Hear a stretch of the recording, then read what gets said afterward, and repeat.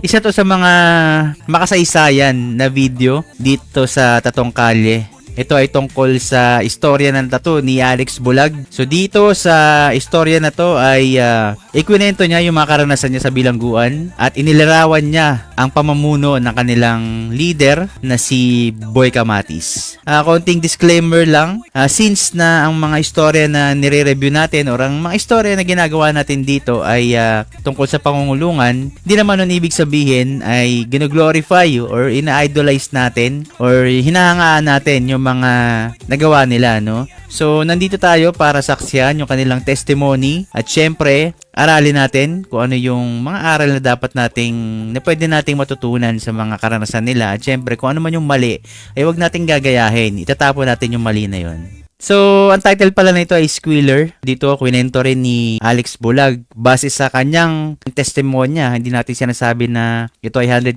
totoo dahil wala naman tayo doon. So, ito ay base lang sa mga istorya niya at mga nasaksihan niya. Squealer, sa madaling sabi, parang nag-traidor. Nagsumbong sa opisina, parang ganun. Yung sinabi niya tungkol sa istorya ni Noli Patuga dito. Ako si alias Alex Bulag. Ito, kakoso ko to, Salo Judas. Nang agaw ng baril sa Soblayan. Ito naman, itong Danny Ramos, yung nagtato ng Malboro ko, 5 kami niyan. Yung nagtato at saka ako na lang ang buhay. Albuco, kumpare ko yan. Kumpare ko rin yan, Mayores sa City Jail yan. Oliveria. Bulag din yan, Toting Bulag, kung yan. Tapos yung planeta ko, Annabelle, yung una ko asawa. Nadala ako ng RGC at palibasa, minor ako, doon kami sa YRC natapon. Youth Rehabilitation Center. May mga bata rin kasi sa Pag-ito hawak ng GI, yung mga bata makukulit. Nanaksak ako kami doon, ang gamit namin kaway. So, yun ang dahilan, kaya ako nababa ng Muntinlupa. O ikaw, o saan mo gustong brigada? Sabi ko sa 4. Bakit? Gusto mo maging sundalo ni Boy? Hindi andun yung mga kalugar ko. Ibang-iba yung 4 sa ibang brigada. Kasi, sa ibang brigada, meron silang group Yung maglilinis ba, group 1, group 2, may bastonero, chief bastonero, mayroong gator. Kay Boy, walang. So dito sinasabi niya na napunta siya sa Brigada 4 kung saan na ang Brigada 4 ay tinatawag na notorious. Okay, ibig sabihin ng notorious, nandun sa brigada na yon ang lahat ng mga matitindi na mga tao sa pangkat nila, no? Nandun sa 4 na yon. Okay, so bilang bata, dun siya napunta. Okay, tuloy natin. Group, walang huwag ka mag-iis kung ayaw mo. Open na lumabas, magdadala ka lang ng matalas. Pag lumabas ka kay Boy na wala kang dalang matalas, pagbalik mo, tinatablang ka pala Ba't hindi ka nagdadala ng pang-protection mo? Asaltingin ka kaagad sa ulo nun. Yung si Boy Kamatis. Nagdala mother ko nung 2 binagoongan na baboy. Kasi sabi sa 4, yung dala mo, ipapasok mo din sa kubol nyo. Kay Boy, hindi pwede yung gano'n. Doon sa lamesa mahaba, doon mo ilalagay yung pagkain, dala ng dalaw mo. Mahilig si Boy sa bagong, may lahi kasi Ilocano. Doon kami naging magkasanggal kumain. Kanino dala ito? Doon sa bagong kumpay, kaya kay Bulag, tinawag ako na. Sino nagluto na ito? Nanay ko po. Huwag mo akong pupupuin, Kosa! Grabe, no? Bawal magpo. Kailangan ng tawag daw kosa. So, dito, nagdala yung nanay niya ng bagoong and fortunately, mahilig pala sabi niya, mahilig daw sa bagoong si Boy Kamatis. At yun ang naging dahilan kung paano siya naging malapit kay Boy Kamatis dahil lang sa bagoong. Tuloy natin. Oo, Kosa. Yun ang unang batok sa akin naman. Hanggang sa, sabi ko sa mama ko, sa toldali mong gano'n, yung rest kaming malalaking gano'n. Isa, lagyan mo ng pangalan, Boy Kamatis. Boy, Kosa, para sa ito. Boy Kamatis. Bulag na ka. Bakit may pangalan ko to? Pinalagay ko sa kinanay kasi para sa iyo isa. Tatawa Pero pati yung pangalan ko nalagay sa bagoong. Ang brigada na smoothie kasi napakarami, 13 yung araw. Kasi yung 13 na yun dahil lahat. Dumating ako sa 4, alam mo bilang ng tao namin doon. 41 pa 42 ako. Halos lahat yung tirador, asintado. Sila Maralan, sila Madumua, sila Tumpalaka. Puro asintado. Sila Tirga, sila Boy Liban. Iilan lang kami yung asintado. Kasi kaya gano'n lang karami ang tao. Yung iba, hindi kaya yung ugali ni Boy. Mabait si Boy, pero may ugali, napakarami ang isip. Nagkukwentuhan tayo, ganito, di ba? Dumaan si Boy, lalo bihira lumabas ng kabulyon, pumunta ng Boy. Bumalik, tinigil natin yung kwentuhan natin. Pagbalik ko na, hahatawin na tayo nun. Sino sa inyo papatay sa akin? Pak! Ganun karami ang isip ni Boy. Puro palo ka agad na abuti. Yun si Boy Kamatis. Ang dami nagsabi na yun daw talagang ugali ni Boy Kamatis. Madumi daw talaga ang isip niya. At hindi natin maalis yun kasi nga sa environment na ginagalawan nila doon ay napakadelikado. So, siguro nag-adapt na yung kaisipan niya na alerto siya lagi at halos lahat ng mga nakakahalubilo niya doon ay inobserbahan niya. Ang iba doon, syempre, ma-dangerous din yung ibang tao doon. Kaya, ina-advance na niya yung isip niya. Kumbaga, napag-iisipan na rin niya na masama. Kaya, siguro na tatawag ng ibang mga kasamahan niya doon na maraming isip niya. Dahil sa pamamaraan na yun. Kasi, kumbaga, hindi rin kumbaga isang ring pamamaraan yun para makasurvive ka or mabuhay ka sa bilangguan Yung obserbahan mo, yung mga kasama mo at the same time, obserbahan mo rin yung paligid mo. And that time, si Lolo Boy Kamatis, siya na yung pinaka leader So, ang ginagawa niya siguro, prevention na agad. Kaya, advance na siya mag-isip na pag-iisipan niya na masama. Di ba? Dumi ng isip sobra. Yung mga patira niya ron, puro sensational. Pag may patira si Boy, gumagano sa akin yan. Bon, bulag, kalalabas Papasuko niya yung brigada Wala pa ba siya sa hindi pa lumalabas yung p***in Naglalakad yun, gano'n ako lang, mahilig siya gano'n yun. Nataon linggo nagsimba. Tinakawalan ka agad yung tatlong ulo po. Si Maranan, si Tilgas, si Boy Luban. Bumalik pa. Boy, nasa loob ng simbahan Sabi ng Boy sa kanya, sige, tatlo kayo magsimba. Pupunta ako ron, papatay ko kayong tatlo sa loob ng simbahan. Balik yung tatlo Balik, sa simbahan. Naubliga na silang patay. Ayaw na po-post mo yung patira niya. Hospital! Ay sus, nagpatira si Boy. Yung may sakit na pasyente, nakalakad Grabe, no? Grabe yung mga kwento niya dito. At siguro, kung ako'y nandun sa sitwasyon na yun, parang di ko rin siguro malalaman kung ano yung mararamdaman o malalaman kung ano yung magiging reaction ko Diba? Kasi bilang leader, tapos ganun yung mga masasaksihan ko, hindi ko alam kung hahanga ako, matatakot ako Mixed emotion siguro yung mararamdaman ko kung ako'y nandun sa sitwasyon na yun. Pero yun ang mga ginagawa ni Lolo Boy Kamatis bilang leader. Agulo po Lahat ng dalo, lapot na sa loob. Dalawa lang ang bumirit.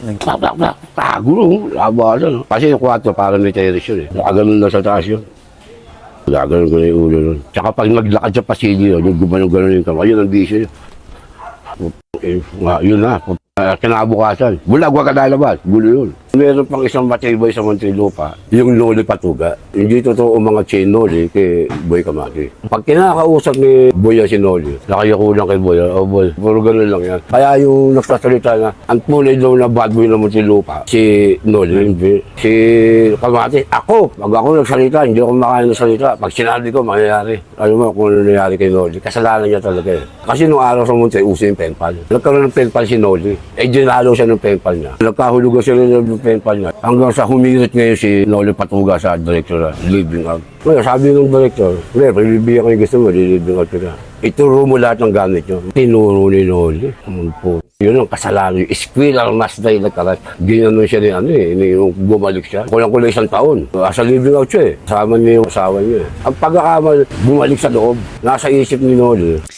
Dito, tawag dun, hindi natin masisigurado kung 100% totoo to kasi meron akong ibang mga na-interview na ang sinasabi ay hindi naman daw nagsama sa isang brigada si Noli Patuga at si Boy Kamatis. Meron din namang mga nagsabi, yan katulad ni Alex Bulag na nagsama daw sa isang brigada. Pero yung sinasabi na nag-squeal daw or naging squealer daw si Noli Patuga, sa ibang interview ko, sinasabi, hindi totoo yan, hindi yan magagawa ni Noli Patuga. Kasi si Noli Patuga, isa siya sa mga nirerespeto o kinikilala sa pangkat nila. Dahil si Noli Patuga, kumbaga may angas din talaga siya, kumbaga may tapang din talaga siya. At karamihan sa mga na-interview ko, halos lahat, yun ang sinasabi, may tapang yan, bumabandera yan, umiikot yan sa buong bilangguan na solo niya lang, solo flight lang. Alam mo yun, yung mga ganun. Kumbaga, ang madalas na sinasabi, yan ang pambato ng ng pangkat nila.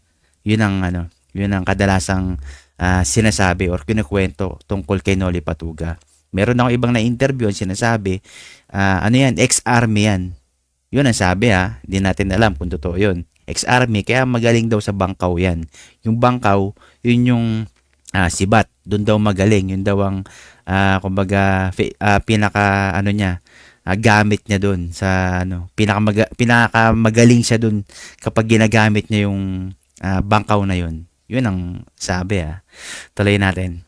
Hindi siya ipapapatay ni Boy. Kasi nga, unang-unang magkalugar, pandakan pa ako, halos yung isa lang yan. Pangalawa, may sakripisyo rin si Noli Patuga sa pangkat. May tira si Noli, di ba? Napakasakit yung ginawa niya. Yung gabi na yon, ang kasanggalang yung sporting araw, bahala. Sila Jun Maid na, sila Rodri Pentes. Inutusan yung mga tao niya, sinuprehan kami ng bangka. Wala talagang gamit, ubus eh. Gagapakin kami ng BCJ, tsaka ng BSL. Kaya yung bahala, nagdriven, dahil bangka, dahil matalan, bolo, tapos mga nakabalik sa pintuan. Mismong bahala ang pumunta. Gagapakin kayo. Pero alam mo yung buhay na gagapakin. Puta lagi, agawan na lang. Pagbubuksan ko pa sila ng pinto eh. Huwag nyo na paagaw yung gamit nila. Mamamaya kami pero may madadala rin ako sa kanila. Gumapang yung BSL, Batman Summer Late, tsaka BCJ, nagbalikan. Binabangkaw sila ng mga, puro asintrado yung naso. Sila, amadong buwan, 7 tira. Maranang, 7 tira. Yung Noli, may tapag, doon nga nasira sa ano eh. Sa Penpa, inuwa na siya, kulang-kulang isang taon. Bumalik kayo sa brigada. Nakagano'n si Boy sa gilid. Nag-chess ako, gano'n ako eh. Pero alam ko pa siya si Noli. Pagtingin ni Noli kay Boy, sabi ni Boy, "Squealer must die like a rat. Squealer must die like a rat." Ano totoo yan? Kailabukasan, galing sa CR. 4 ang bumila. Nakatuwa nyo eh. Malabas na ng CR eh. Denive ka, mga naka-signal kasi yung mga uso signal yung araw. Ang dami kasing teorya kung paano pinalano na tapusin si Noli Patuga. Yung sa kwento niya dito sa CR. So nag-CR muna, naligo, paglabas, walang gamit, doon na dinamba. Yun yung unang teorya. Meron pangalawang teorya naman na ang sinasabi ay sa sugalan daw. Pagbaba ng hagdan, doon daw binanatan pagbaba ng hagdan. Meron ding yung pangatlong teorya, kinukwento naman to nung pinaka recent na interview natin kay Felix Diamond. Ang sabi naman niya, hiniwalay daw ng selda. Kumbaga, hiniwalay sila yung mga hindi kasali, tapos hiwalay din ng selda si Noli Patuga. Doon daw pinasok. Ewan natin Hindi natin alam talaga. Hindi natin alam kung ano yung totoo. Pero isa lang ang pinupunto dito ng ibang mga na-interview ko, katulad din nila ng mga ibang pangkat, ibang bahala, ang sinasabi daw ay nagkairingan or yung pataasan ng pangalan, siga sa siga, ayaw magsapawan, kaya gano'n na nangyari. Kumbaga, pinalano daw ni Lolo Boy Kamatis si Noli. Yun ang base sa lahat ng na-interview ko. Tuloy natin. Denive ka agad yung laway. Yun ang yumakap. Pero kung harapan, mamamatay bakit hindi? Kaya lang, matatagalan. Mag-iingis din kasi yung Noli. Magaling sa bangkaw si Noli. Dumuduro na dalawa isa yung Noli. Kaya lang, pagka si Boy ang kaharap niya, lagi, hindi naman nakayuko. Yung kami na, oh boy. Talagang yung respeto nila kay Boy, kahit sino, hindi ito pwedeng mawala. Matibay na pinuno si Boy. Yun naman, bakit ako iiyak? Hindi nga ako umiyak, sinintensya ako ng 12-17. Kay Boy, yung tinali ng mga kakosa niyang 12, umiyak ako. Hanggang doon sa buro ni Boy. Kasi yung Noli talagang nakita ng dalawang mata ko rin. Pag umiyak ako ng bangka, may palangga eh. Sumisiksik, tak.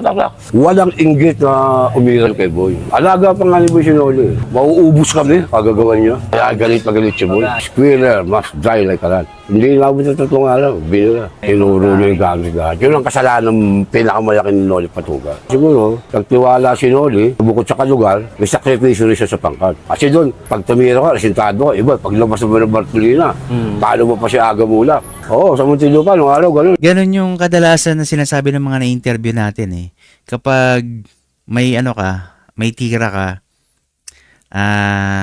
or asintado ka, meron ka mga benepisyo na nakukuha eh. Pera, damit, pagkain, at saka yung level ng respeto sa'yo tumataas. Kaya yung iba, gano'n na ginagawa. Para bati na idol yung mga asintado. Pag luwas ng Bartolina. O ngayon, pag may tamira ng mga iba, laos na kayo, ito naman bago. Iba na naman. O, yun naman ang leader siya ng 12 Paris. Yung tinali nga ng 12 Paris, umiyak ako. Kasi nga nabuang na. Nanakit na kasi. Yung ibang kakusan namin, walang nakalit siya naman doon. Hindi humawak eh. Tinali, tapos dinila sa ospital, sa Wadford. Hanggang sa mental. Pumugas si Boy sa mental. Palaya na. Ano mo ginawa? Umuwi sa Muntinlupa. Oh, ba't nandito ka? Puga ka. Hindi, uwi ako to. Bahay ko to eh. Ito ang bahay ko. Tinanggap sa loob dahil puga eh. Pagdating sa loob, mga ilang araw, pinatawag lahat ng asintado. Nag-declare ng last war. Last war! Natakot na sila amado. Hindi naman nila pinagbaliin ng salita nun. Last war tayo ha. Sasabihin ko sa inyo kung kailan. Kahit sino. Empleyado man yan o kung sino man yan. Birahin yan. Last war. Palaya na. May gumano niya sa opisina. Napagayla yan. Natakot yung direktor. Palayain na yan.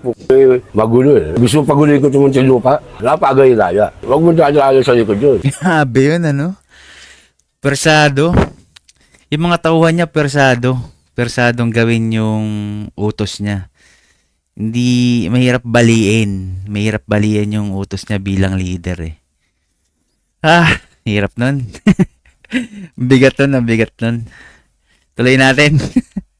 Ayaw na ayaw yun. Pag naglalakad siya, nagkukwentuhan, tuloy nyo lang yung kwentuhan nyo. Pag kayo tumigil, babalik ka. Sino sa inyong papay sa akin? Ganun karami ang isip ni Kamatis. Siguro kaya nabuang. Nananakit na si Boy eh. Yung 12 pares na binuo niya, yun din ang nagtali sa Walang ibang pwede makialam. Walang yung mahawak yung iba, sila Amado, sila Marano, sila Tumpalaka.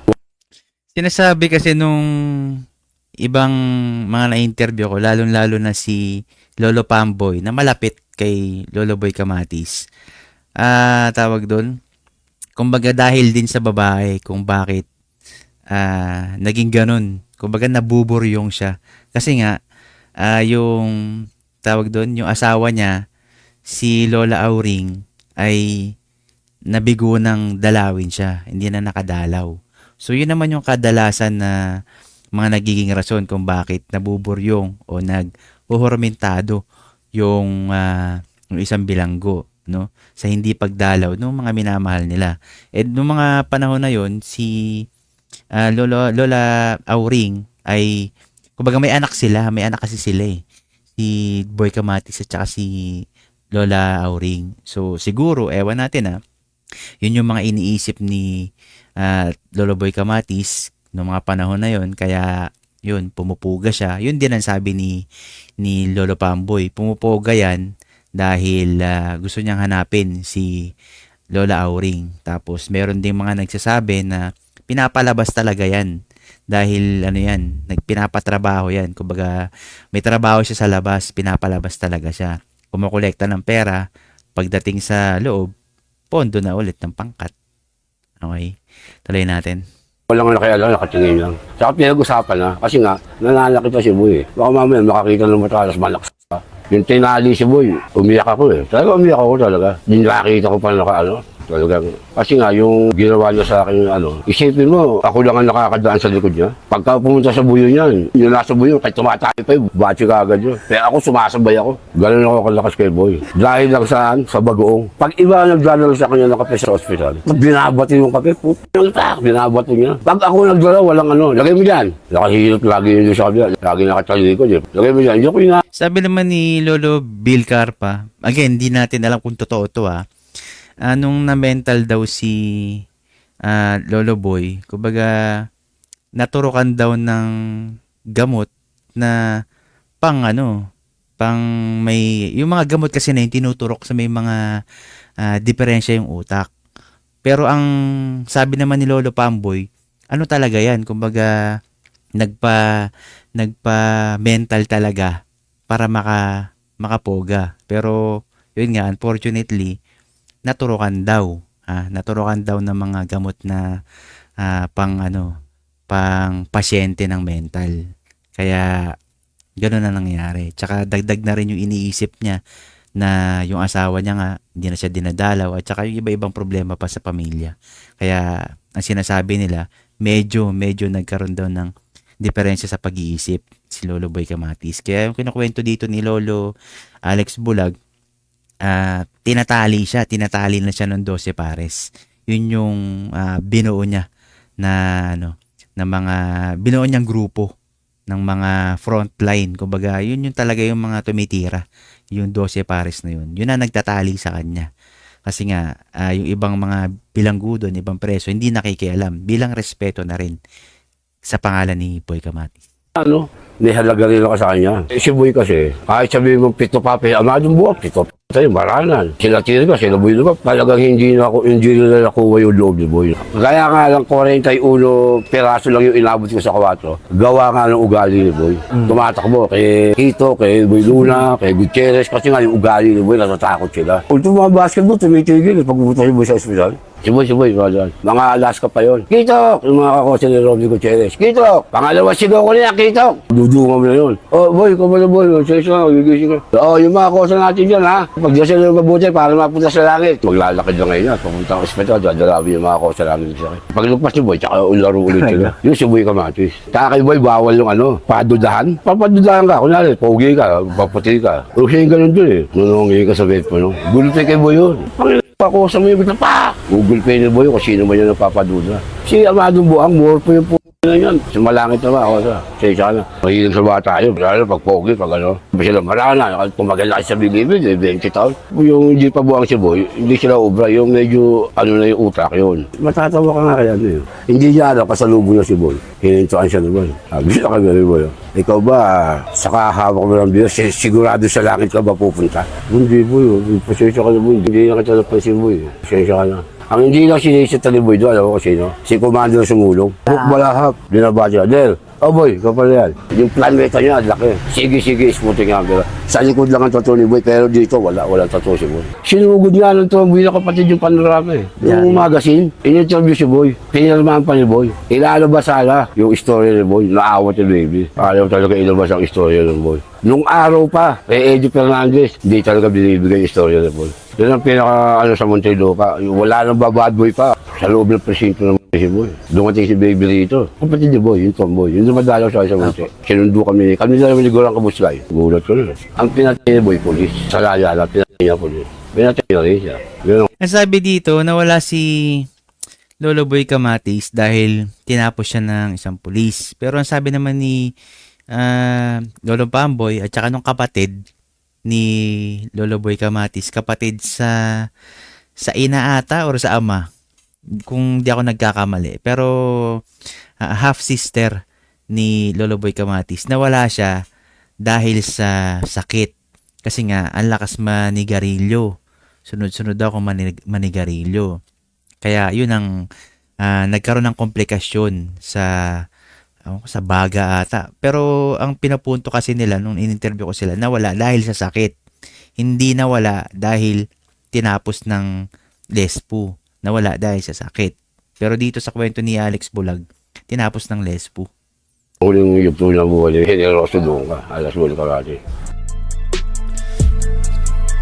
Mga tinta nasa loob ng karayong pag tinatak na sa balat ay nagkakaroon ng malalim na kahulugan ng imahe nito sapagkat di lang to basta inukit ginuwit o para lang maitatak sa halip Grabe yun. sa masusing proseso ng sa ganong mapulitong mabakat sa harap ng mapanghusgang mga mata masama kaagad pag nakita nila pag meron ka na tato sa Pilipinas ay matik na addict at kriminal ka ganyan nila kababaw Ay, grabe yung istorya na yun.